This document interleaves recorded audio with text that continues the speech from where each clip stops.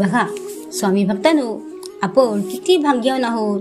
आपल्या आयुष्यात स्वामी आई प्रत्यक्ष आली आहे. मग आपण त्यांना विसरून कसे चालेल. स्वामी समर्थ आपले सर्व काही चांगलेच करणार आहेत अशी श्रद्धा मनात ठेवायची आहे. तर आपले स्वामी काय म्हणतात की बाळा, तू स्वतःला कामात अभ्यासात गुरफटून ठेव. मनात वाईट विचार आणू नकोस. माझ्यावर विश्वास ठेव. पण तुझ्या डोक्यावर जोपर्यंत माझे छत्र आहे तोपर्यंत तू निश्चित राहा.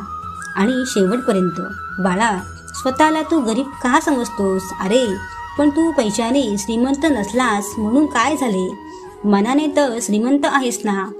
अजून काय पाहिजे. तू फक्त माझ्यावर विश्वास ठेव. माझा कधीही विश्वास मोडू नकोस.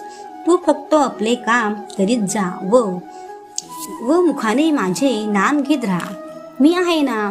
अरे बाळा, कठीण प्रसंगी आपली स्वतःची माणसे आपल्याला मदत करीत नाही तर आम्हीच तुम्हाला मदत करीत असतो, हे फक्त तू लक्षात ठेव.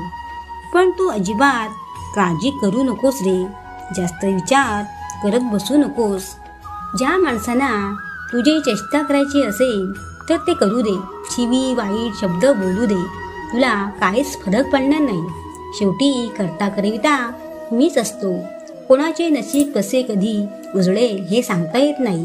हे मात्र आम्हीच जाणतो.